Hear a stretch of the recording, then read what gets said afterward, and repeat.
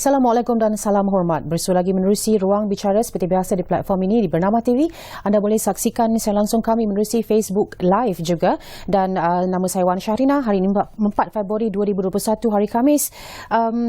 Beberapa hari yang lalu pada 28 Januari 2021, Transparency International Malaysia TIM telah mengumumkan laporan kajian Indeks Persepsi Rasuah ataupun CPI yang menyaksikan skor Malaysia jatuh 2 mata iaitu 51% pada tahun 2020 berbanding 53% pada tahun 2019. Apa kesannya? Ia memberi impak kepada kedudukan Malaysia iaitu kini di tangga 57 daripada 180 negara berbanding tangga 51 yang kita duduki pada tahun 2019. Apakah maksud semua ini? Apakah kesannya kepada negara kita?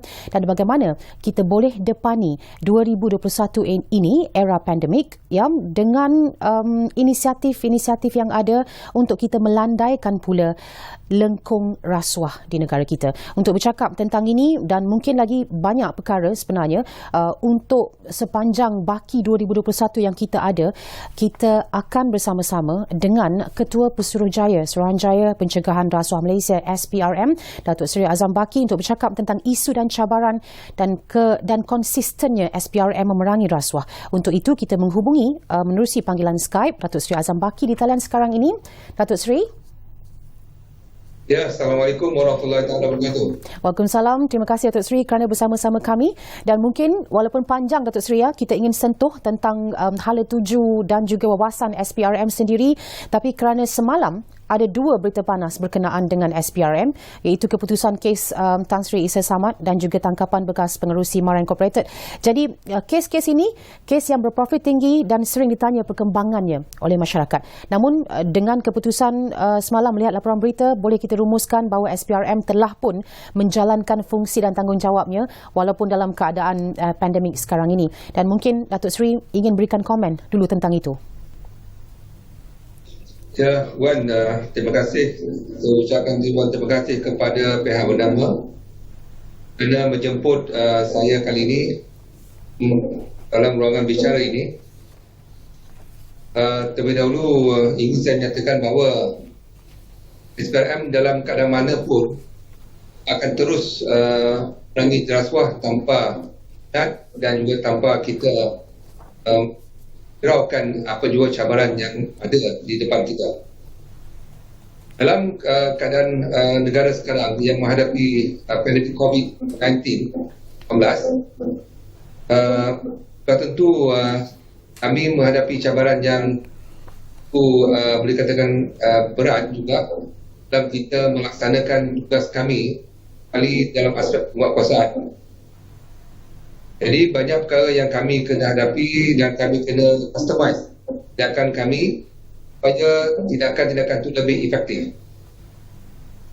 Namun begitu, saya ingin memberi satu jaminan di sini kepada masyarakat bahawa kes-kes apa pun yang rujuk kepada kita, lagi ia di bawah bulan kuasa kami, tetap kita akan teruskan penyiasatan tanpa sebarang keraguan ataupun orang dia kata disebut unted. Di kes malam yang telah diputuskan oleh mahkamah, dan juga saya telah mengumumkan ada satu tanggapan yang boleh kata kes yang telah lama ditunggu-tunggu, iaitu melibatkan Mara Incorporated pembelian sebuah harta di Australia. Saya menunjukkan satu perkara di sini bahawa tindakan kami adalah jelas dan kami tidak berkompromi dengan mana-mana pihak. Tak ada mana-mana pihak pun yang boleh menyekat dalam tindakan kami. So, kadang-kadang masanya yang sedikit kadang-kadang menjejaskan dalam tindakan kami. Pun kes keputusan mahkamah semalam, ini ada proses yang terpaksa kita lalui. Dan kita juga terpaksa juga menghadapi juga dengan cakap-cakap yang negatif dari pihak orang ramai yang menimbulkan persepsi yang negatif terhadap SPRM. Seolah SPRM tidak menjalankan tugasnya. Jadi kita memohon supaya semua pihak supaya bersabar. Kekangan-kekangan ini kita hadapi bersama. Jadi saya tidak mahu memberi alasan begitu banyak dalam pandemik COVID-19 ini, kerana memberi alasan terlalu banyak pun nanti pihak masyarakat kan SPRM banyak sangat memberi alasan. Tapi yang saya mohon di sini adalah kesabaran semua pihak, dan saya memberi jaminan bahawa tindakan kami akan berurusan seperti mana yang sebelumnya. Jadi saya boleh touch sikit, dalam indeks CPI yang keluar baru-baru ini pun dinyatakan dengan jelas akan agresif SPRM telah dapat sedikit memberi imbangan kepada pencapaian indeks CPI negara. Okey, baik, Datuk Seri, ini juga antara perkara yang menjadi perhatian kita apabila menyentuh tentang statistik 998 tangkapan ke atas individu yang dilaksanakan oleh SPRM pada tahun 2020, 467 orang daripadanya mewakili 46.79% adalah penjawat awam dari pelbagai kategori. Dan kalau saya telusuri kategori penjawat awam ini, kumpulan pengurusan tertinggi 8, kumpulan pengurusan dan profesionalisme 109 dan kumpulan pelaksana 350. Jadi untuk tahun 2020, bagaimana overview Datuk Seri terhadap isu rasuah dalam kalangan penjawat awam yang mungkin kita lihat masih lagi tinggi, Datuk Seri? Puan dan para pendengar, sebagai orang lama dalam memerangi rasuah ni di agensi SPRM ni, pun dah lebih kurang 36 tahun lebih lah. Kalau melihat kepada statistik ni, satu statistik yang mencerminkan ataupun indikatornya tidak begitu baik kepada negara kita, terutama sekali dalam perkhidmatan awam.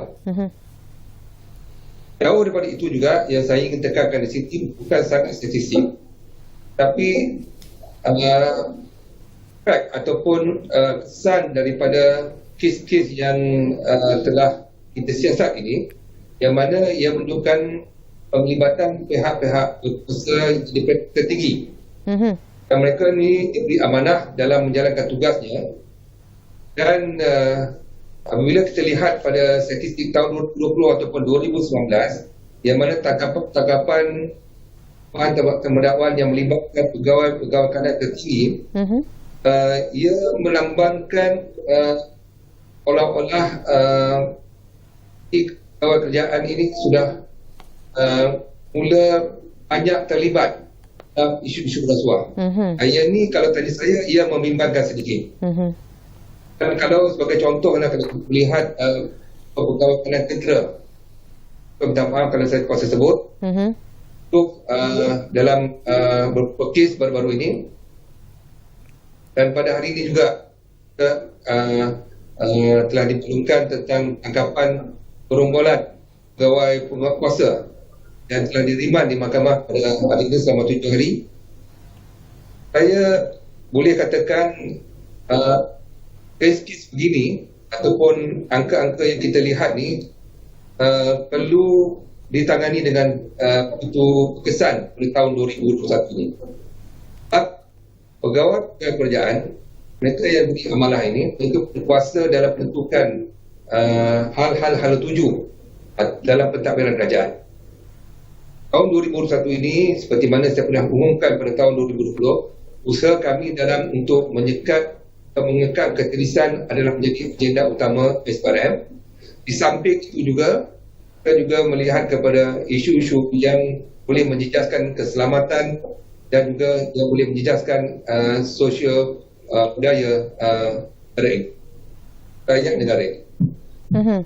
Baik, Datuk Seri dah menyebut sedikit tentang CPI tadi, tapi mungkin kita mahu dengar lebih lanjut lagi berkenaan dengan hasil dapatan kajian indeks persepsi rasuah CPI yang dikeluarkan Transparency International Malaysia pada 28 Januari. Malah saya juga menyemak kenyataan media pejabat Perdana Menteri pada 29 Januari berkenaan dengan perkara yang sama dan janji kerajaan untuk melihat kaedah dalam meningkatkan takbir urus dalam pentadbiran kerajaan, tidak akan berkompromi dengan mana-mana pelaku rasuah serta tindakan tegas akan diambil terhadap pelaku rasuah. Jadi, untuk Datuk Seri sendiri, apa respon Datuk Seri terhadap pengumuman kedudukan Malaysia dan skor yang kita capai untuk kali ini?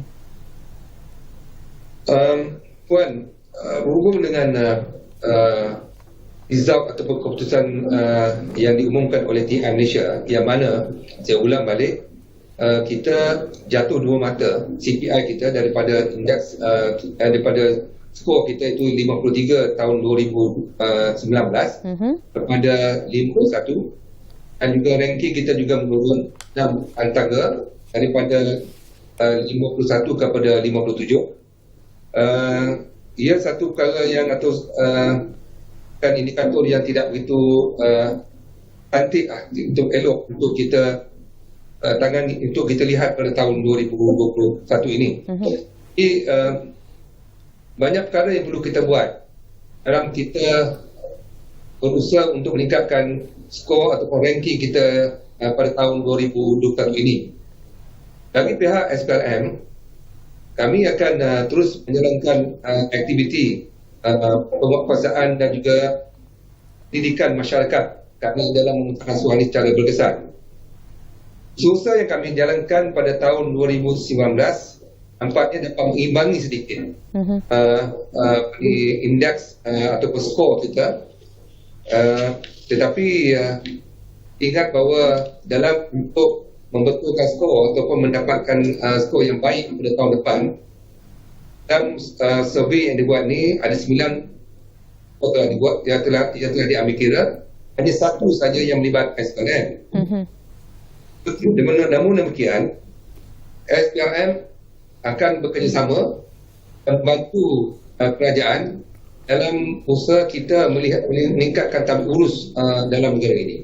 Jadi berhubung dengan meningkat tabik urus dalam negara ini, banyak perkara yang saya rasa perlu diperbetulkan ataupun dilihat semula, terutama sekali dalam Plan Anti Rasuah Negara ACP yang telah dirancangkan pada tahun 2019 ke 2023. Inisiatif yang ada itu sebanyak 115, kerana SPRM juga terlibat dalam banyak pada inisiatif itu.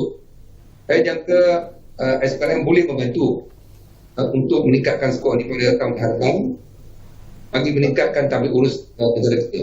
Jadi ada perkara yang saya rasa perlu kerajaan lihat dan juga berbincang dengan pihak-pihak tertentu dalam meningkatkan usaha urus ini. Dalam peringkat SPRM pula, kami juga telah mengambil inisiatif yang banyak.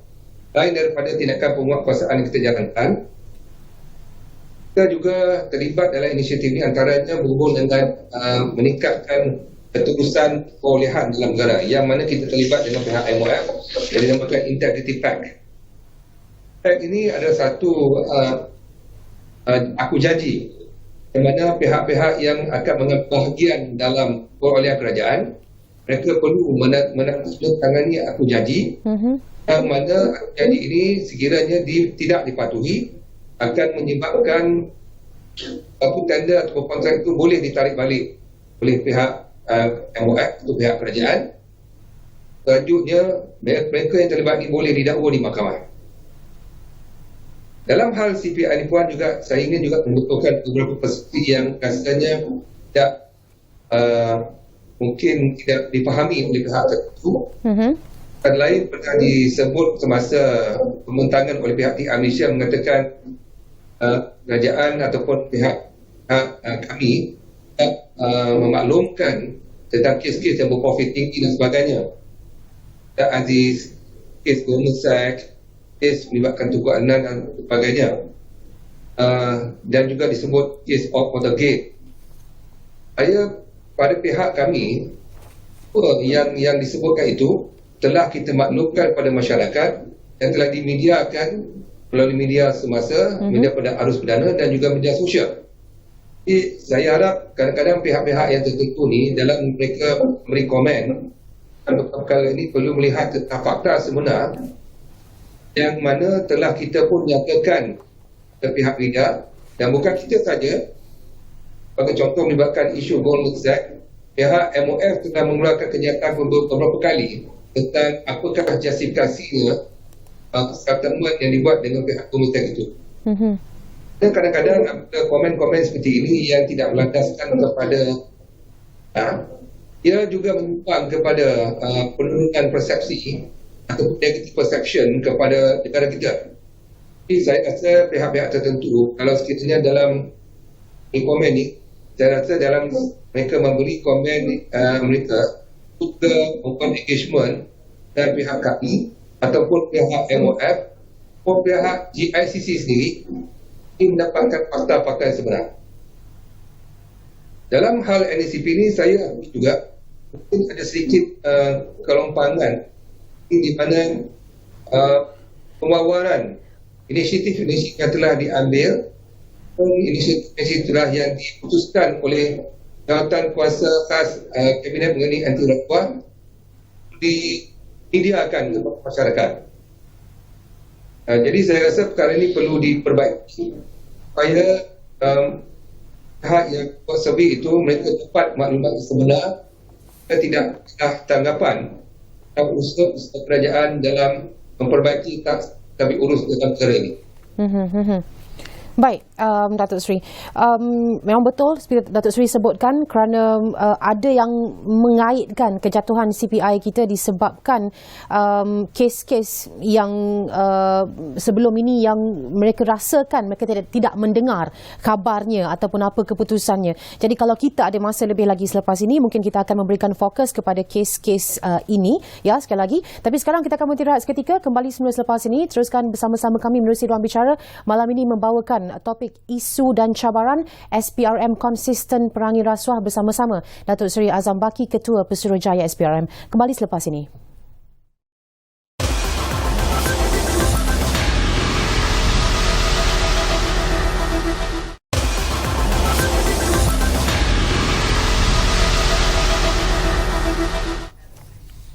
Kembali semula menerusi Ruang Bicara malam ini bercakap tentang isu dan cabaran SPRM konsisten perangi rasuah bersama-sama dengan Datuk Seri Azam Baki, Ketua Pesuruhjaya SPRM yang kami hubungi menerusi panggilan Skype sekarang ini bersedia.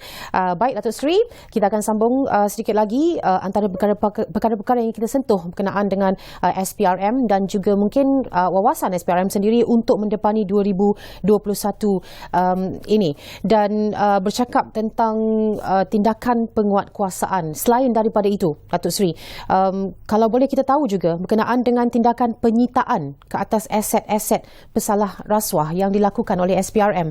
Kalau boleh, Datuk Seri berikan komen. Ya, kita menyiasat kes-kes rasuah ni dan di samping kita membawa pesalah-pesalah ni ke mahkamah. Penyitaan ataupun pembekuan penjenayah ni juga menjadi agenda utama kami. Kerana dari segi sudut kuasa undang-undang di dewasa ini, kami merasakan aset-aset yang diperolehi secara jenayah ini perlu juga dihakkan kepada negara. Kalau tidak, mereka ini akan menikmati atau enjoy dan harta-harta yang diperolehi secara salah ini. Tentu ini juga memenuhi saranan daripada konvensi luar negara yang mahu negara-negara yang menyertai ataupun ratify konvensi tertentu supaya mempergiatkan lagi penyitaan dan juga pembekuan harta penjenayah. Di bawah undang-undang kami, iaitu Akta Suruhanjaya Pencegahan Rasuah 2009 dan juga di bawah Akta Pengubahan Wang Haram 2001, plus mempunyai undang-undang untuk minta harta-harta penjenayah ni. Ini kes-kes yang kita buat pada tahun 2020, 2019 kebelakangan ni, ataupun saya boleh jelaskan 2015 ke 2020, banyak yang kami telah juruskan pada penyitaan aset-aset penjenayah. Sebagai rekod, sehingga kini, iaitu 2015 hingga 2020, lebih daripada 19 bilion aset telah dipu dan hak untuk kerajaan. Terutama sekali aset-aset yang melibatkan dalam kes 1MDB. Jadi usaha-usaha ini masih lagi berterusan, terutama sekali dalam kes 1MDB. Kerana pewujudan hak ataupun mewujud harta ini merupakan satu boleh katakan kaedah yang tersendiri yang memerlukan pembakarannya. Sebab menyiasatan untuk membuktikan kesalahan di mahkamah untuk menuduh aspek lain, tapi dalam kita menunjukkan hak ini memerlukan kepakaran yang lain. Kita perlu menunjukkan kepada mahkamah yang mana harta-harta ini diperolehi jenayah, dan juga bagaimana harta-harta ini telah pun dicucikan kepada banyak yang lain. Mungkin diletakkan dalam bentuk aset, mungkin diletakkan dalam bentuk perbankan dan sebagainya. Di upskilling pegawai-pegawai kami perlu dibuat dan supaya kita dapat menjejak aset jenayah ini. Jadi apabila tindakan yang boleh kata bersepadu dibuat dengan menyiasat kes-kes jenayah dan juga hak ini dijalankan dengan secara bersepadu, ia akan menyebabkan lebih impaknya kepada tindakan kami. Okey. Kalau kita sentuh sedikit lagi berkenaan dengan penjawat awam juga, kalau boleh kita berikan fokus. Ketua Pengarah Perkhidmatan Awam Tan Sri Muhammad Khairul Adib Abdul Rahman pernah menasihatkan pada awal Januari berkenaan dengan penjawat awam supaya tidak boleh lagi bersikap jangan jaga tepi kain orang, dan beliau minta penjawat awam ambil tahu, peduli dengan pelakuan rakan-rakan di tempat kerja bagi mencegah perbuatan rasuah dalam perkhidmatan awam daripada menjadi barah kemudiannya. Dan mungkin Datuk Seri ingin juga boleh juga memberikan komen berkenaan dengan perkara ini. Adakah benar sikap ini yang telah mengekang ataupun menggalakkan mungkin juga pelakuan rasuah dalam kalangan penjawat awam? Ya Puan, dalam kita mendapatkan maklumat untuk menyiasat kes rasuah ini, kita memang memerlukan kerjasama daripada banyak pihak, terutama sekali daripada pihak yang mengetahui tentang maklumat itu sendiri daripada dalam. Kerana oleh Tan Sri, yang bagi Tan Sri PPPA ini ada tepat pada masanya, kerana mereka yang bertugas dalam jabatan berkenaan ataupun di dalam agensi berkenaan, mereka lebih tahu apa yang berlaku. Lazimnya mereka yang tahu di hadapan untuk menjadi pengadu kes. Itu kami faham. Dan ini memang berlaku kepada mana-mana negara yang menguatkuasakan undang-undang pencegahan rasuah.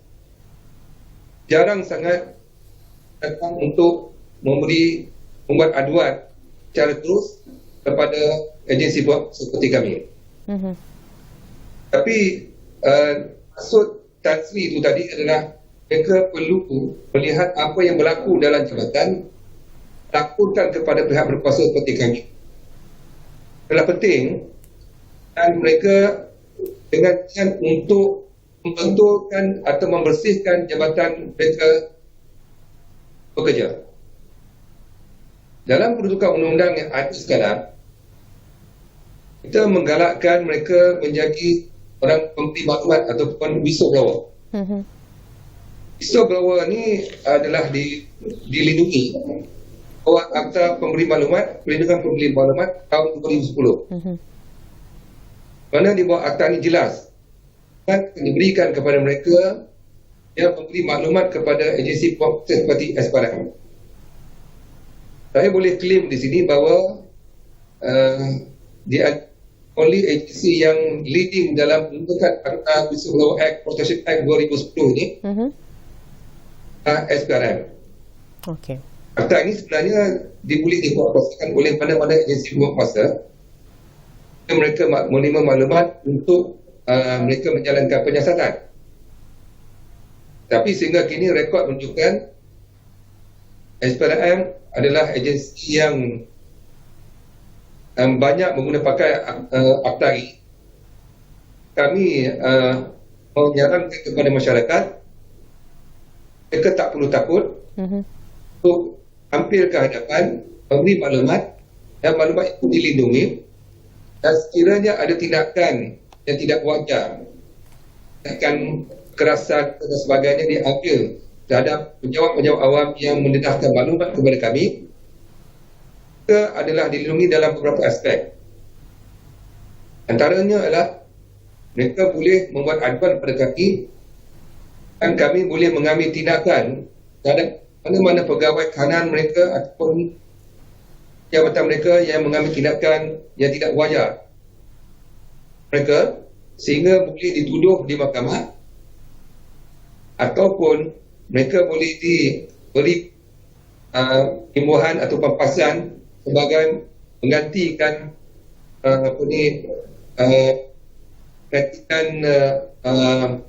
kehilangan yang telah ataupun kesusahan yang telah dialami oleh mereka. Saya tidak mahu menunjukkan statistik setakat ini, tetapi skor yang telah kita tunjukkan di mana pertuduhan terhadap seorang pegawai satu jabatan melanggar undang-undang telah pun dibuat, dan juga ada beberapa kes yang telah kami jalankan siasatan di mana maklumat telah diberi remedi dan dibayar balik pampasan oleh majikan dan telah mengambil tindakan yang tidak wajar terhadap dengan berkenaan kerana memberi maklumat ke SPRM. Jadi di sini saya boleh simpulkan, apabila kita memberi maklumat kepada SPRM sebagai contohnya dan dengan niat yang baik dan untuk membetulkan jabatan berkenaan daripada terus terjebak dalam kancah yang tidak baik. Jadi tidak boleh kita menganggap itu sebagai satu tindakan menjaga keterpikan orang untuk menyusahkan orang lain, tetapi sebenarnya untuk membetulkan jabatan yang berkenaan. Jadi dengan ini saya rasa kita ke arah yang sama, we are in the same pace untuk menjadikan perkhidmatan awam ini sebagai perkhidmatan awam yang bersih dan juga terus. Merujuk kepada isu ini, kalau boleh Datuk jelaskan juga ataupun Datuk dah sebutkan lebih, ada antara sampel ataupun contoh yang Datuk sebutkan tadi, iaitu tentang satu kes pada tahun 2020, pendakwaan terhadap seorang majikan atas tuduhan menyebabkan seorang kaki tangan dipecat selepas memberi maklumat kepada SPRM. Kalau boleh Datuk Seri jelaskan? Dalam kes ini tertuduh menghadapi pertuduhan di bawah Seksyen 10 Seksyen 3 Akta Peruntukan Pemberi Maklumat 2010, Akta 711, sebabkan seorang kaki tangan itu dipecat memberi maklumat bersama dengan SPRM mengenai salah laku yang dibuat oleh tertuduh. Tuduhan ini merupakan yang pertama sekali dalam sejarah akta berkenaan dipasakan pada tahun 2010. Dari pemberi maklumat ini yang telah bertindak dengan niat yang baik, dia mendedahkan maklumat kepada pihak SPRM di tujuan SPRM menjalankan siasatan. Jadi apabila pegawai kanan berkenaan buat tindakan memecat pegawai berkenaan, pegawai berkenaan telah tampil ke hadapan membuat aduan kepada kami. Kami telah menjalankan siasatan yang berakhir dan pertuduhan terhadap pegawai berkenaan. Kes ini masih lagi dalam perbicaraan dan saya jangka dengan kes yang pertama ini akan banyak lagi kes-kes yang akan tampil ditunjukkan kepada masyarakat bagaimana akta dengan pemberi maklumat ini adalah berkesan untuk melindungi pemberi maklumat. Okey, baik, Datuk Seri. Kita juga ingin tahu sebenarnya berkenaan dengan organisasi komersial menerusi Seksyen 17A Akta SPRM 2009 yang telah pun berkuat kuasa. Kalau boleh, Datuk Seri terangkan juga berhubung dengan pelaksanaan Seksyen 17A ini. Ya, Puan. Seksyen 17 Capital 17 Capital A SPRM 2009 ini adalah membentukkan kesalahan terhadap organisasi komersial ataupun commercial organisation pun dipanggil legal person yang melakukan kesalahan memberi suapan pada pihak-pihak tertentu dengan tujuan untuk mendapatkan projek. Jadi sejak dikuatkuasakan pada 1 Jun 2020, syarikat-syarikat yang besar di negara ini mengambil sikap yang bagus, membina untuk melihat kepada apakah tata cara mencukupi dalam syarikat berkenaan mereka mengelakkan daripada terjebak dalam isu-isu rasuah dalam mendapatkan projek. Jadi mereka sekarang ni telah memohon meminta kepada SPRM memberi penerangan dan juga memberi tunjuk ajar bagaimana mereka boleh mengadakan tata cara mencukupi ini sebagai satu daripada pelan anti rasuah dalam jabatan ataupun organisasi mereka. Undang-undang di bawah Seksyen 17 ini adalah satu undang-undang yang mana kalau dahulu kita hanya menuduh mereka sebagai individu kiranya terlibat dalam rasuah, tetapi kiranya pihak syarikat gagal menunjukkan ada langkah-langkah ataupun perkara yang mencukupi dalam mengekang rasuah dalam organisasi mereka dalam memenuhi satu kontrak, kiranya siasat gagal menunjukkan mereka mempunyai tata cara mencukupi hak pengusaha tertinggi syarikat berkenaan boleh dituduh. Natijahnya apabila mereka disiasat atau dituduh, ia boleh menyebabkan banyak akan berlaku yang menyebabkan syarikat berkenaan akan dipandang negatif oleh pihak-pihak tertentu seperti pihak financial institution dan juga pihak-pihak pelabur yang lain.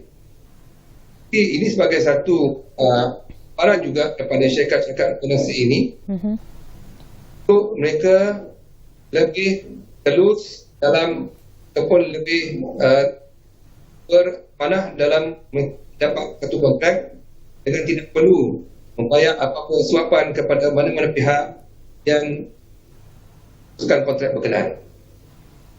Jadi usaha SPRM sekarang ini kita melatih banyak syarikat dan juga memberi penerangan kepada syarikat-syarikat berkenaan bagaimana untuk mengadakan tata cara mencukupi ini pada garis panduan yang telah dikeluarkan oleh Menteri Undang-Undang kita pada ketika itu. Dan saya difahamkan ada video korporat yang boleh kita saksikan bersama-sama berkenaan dengan Seksyen 17A ini yang menggunakan prinsip trust dan apa dia definisi trust itu sendiri, bagaimana SPRM juga ingin mengingatkan supaya organisasi komersial juga jangan terlibat dengan rasuah, yang selain memastikan organisasi masing-masing bersih daripada sebarang elemen-elemen ini. Kita saksikan bersama-sama video korporat Seksyen 17A ini dan kita berhenti rehat selepas itu, kembali semula selepas ini dalam Ruang Bicara. Rangkaian pelaku rasuah daripada semua peringkat jawatan terlibat secara langsung atau tidak langsung, anda boleh didakwa. Organisasi komersial melakukan kesalahan jika seseorang yang bersekutu secara rasuah memberikan, bersetuju untuk memberikan, menjanjikan atau menawarkan suapan untuk mendapat perniagaan atau faedah untuk organisasi.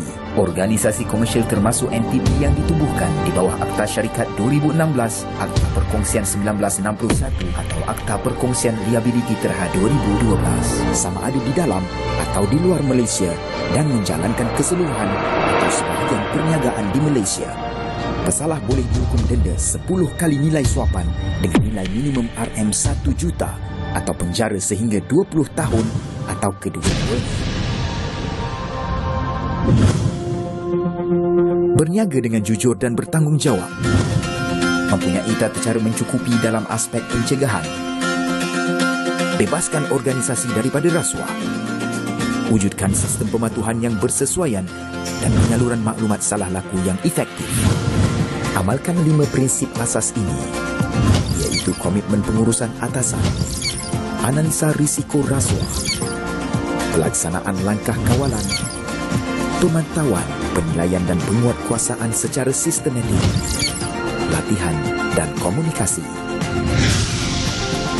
Usaha pencegahan rasuah bukanlah hanya dilakukan sekali, tetapi ianya adalah usaha yang berterusan. Wujudkan persekitaran perniagaan yang sihat dan budaya saing beretika. Untuk maklumat lanjut, sila hubungi nombor tertera.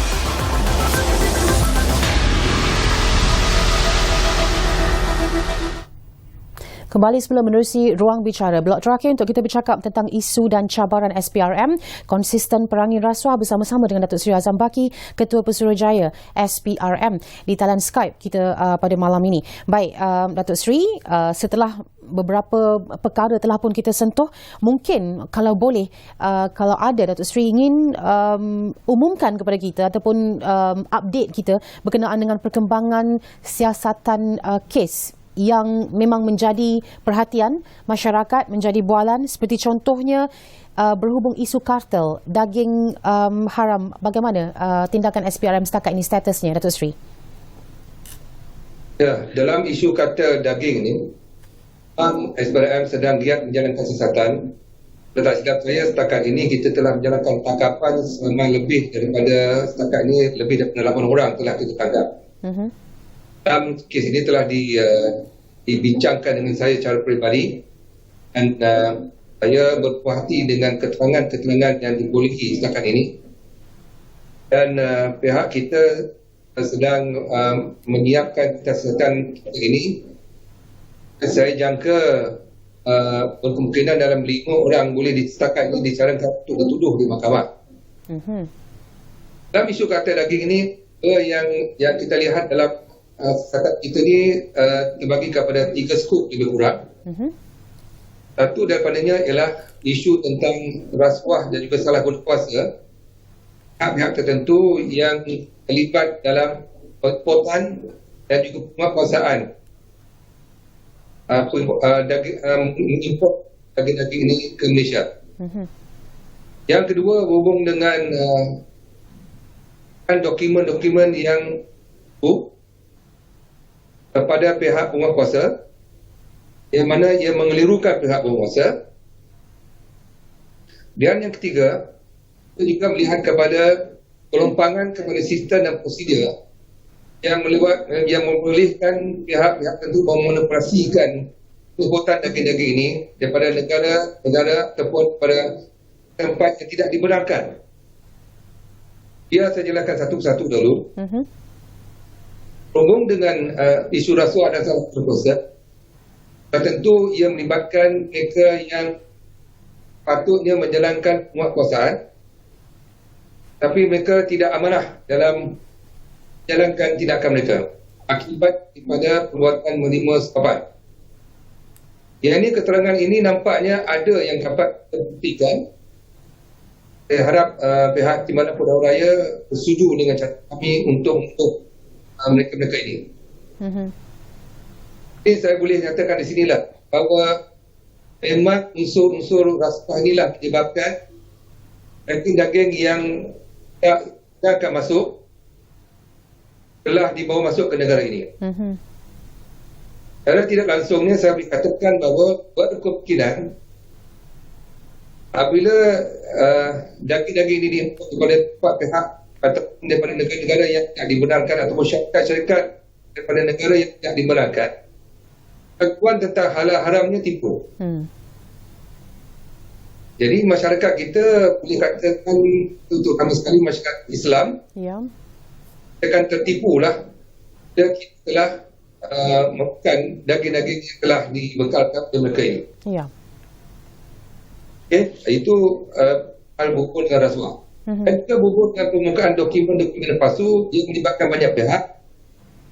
Mereka mula memasukkan ini ke negara kita dengan membuka dokumen-dokumen yang disiharkan sebagai palsu, sehinggalah dokumen-dokumen lain yang menyebabkan kuasa mungkin terperdaya dengan dokumen-dokumen yang dikemukakan. Ini juga merupakan satu kesalahan bahawa kami dengan Seksyen 18 Akta Suruhanjaya Pencegahan Rasuah 2009, yang mana sekiranya dokumen yang dikemukakan itu dan memelirukan hak kerajaan, maka itu merupakan kesalahan. Jika dokumen itu dikemukakan saja sudah merupakan satu kesalahan. Jadi berkaitan hal ini, kesalahan kita membuka dokumen palsu ini akan melibatkan banyak perkara lagi. Kemungkinan akan wujud kes-kes lain seperti penipuan ataupun kes-kes melibatkan salah kuasa dan sebagainya. Secara totalnya pula, kita lihat banyak tapi urus yang perlu diperbaiki dalam urusan mengimport daging ini daripada luar. Yang ini kemudian kita akan share dengan masyarakat apabila kes ini berkait dengan bahan kemudian. Ya. Okey. Buat masa ini kita tak boleh nak share lagi tentang apakah propagasi tersebut, namun sebagai jaminan bahawa kita memang melihat tentang isu-isu tabik urus ini. Okey, baik. Saya kira isu kartel daging ini memang sangat baik sekali untuk kita jadikan iktibar dan juga bukti bagaimana kesan rasuah boleh memberikan impak yang besar dalam kalangan masyarakat dari segi kesihatan, dari segi keselamatan, dari segi kesucian agama, kepercayaan kita dan sebagainya. Baik, Macau scam juga antara perkara yang menjadi belenggu dalam kalangan masyarakat. Datuk Seri, kalau boleh kita tahu status kes Macau scam ini.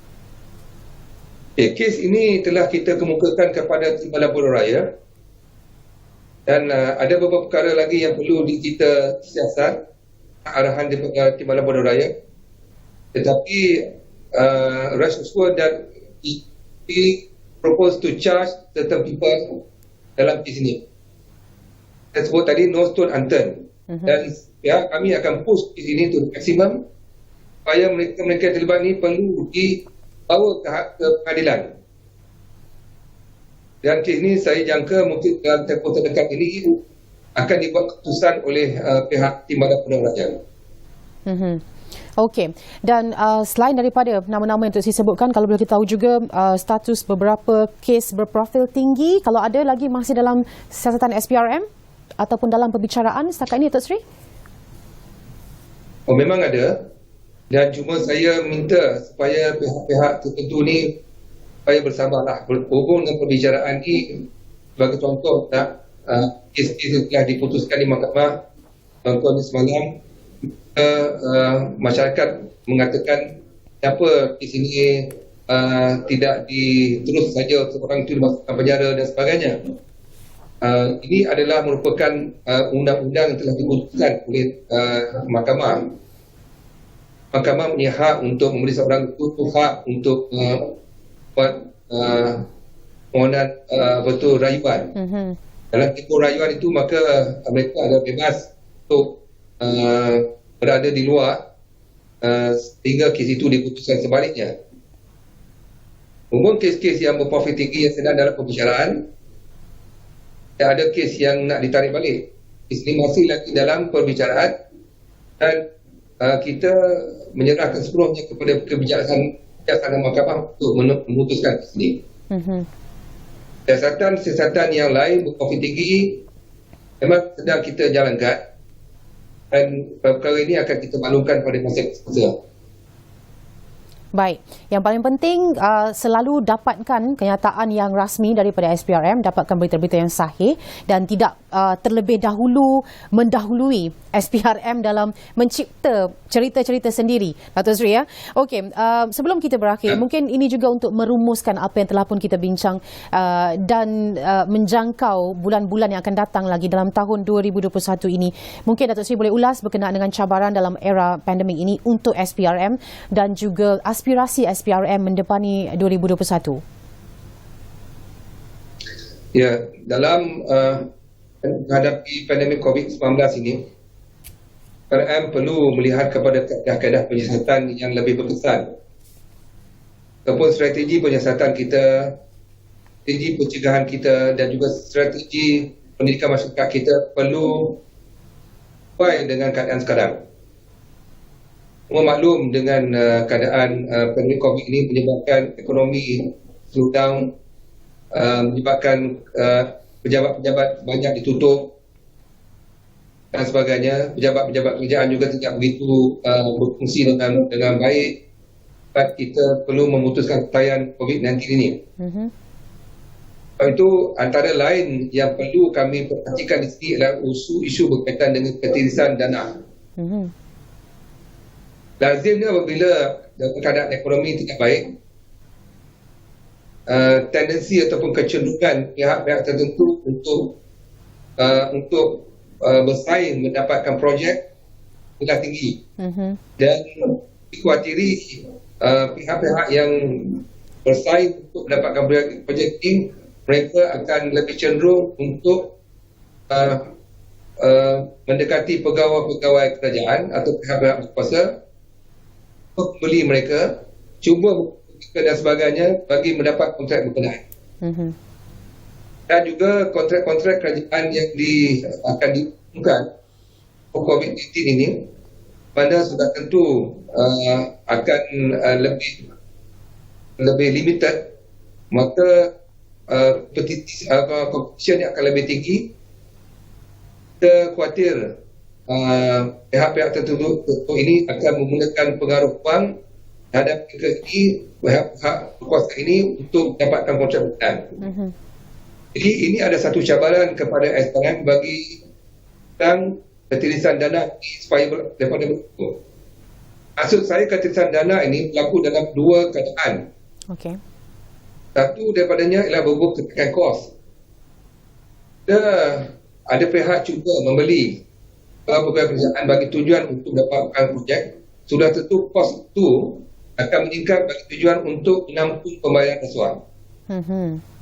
Itu juga melibatkan ketirisan dana. Okey. Yang kedua adalah ketirisan dana ini apabila tidak diambil untuk memungut cukai tertentu daripada isu rasuah. Ini penting juga. Jadi pihak SPRM punya tanggungjawab yang berat juga untuk kita memantau dan jika perkara ini tidak berlaku dengan begitu berkuasa. So we have to minimize the activity yang menyebabkan dana kita ini. Baik. Terima kasih Datuk Seri kerana bersama-sama dengan kami malam ini ya dalam ruang bicara bercakap tentang SPRM, konsisten perangi rasuah dan isu serta cabaran untuk tahun ini. Kita ucapkan selamat berjaya untuk SPRM, untuk Datuk Seri sendiri dan juga semoga masyarakat berbagai lapisan dapat memainkan peranan mereka dengan lebih berkesan untuk bersama-sama dengan SPRM memastikan jenayah rasuah ini dapat kita tewaskan. Terima kasih sekali lagi Datuk Seri. Ya, Sama-sama. Kita hubungi menerusi panggilan Skype sebentar tadi ialah Datuk Seri Azam Baki, Ketua Pesuruhjaya Suruhanjaya Pencegahan Rasuah Malaysia, SPRM, bercakap tentang isu dan cabaran SPRM konsisten perangi rasuah.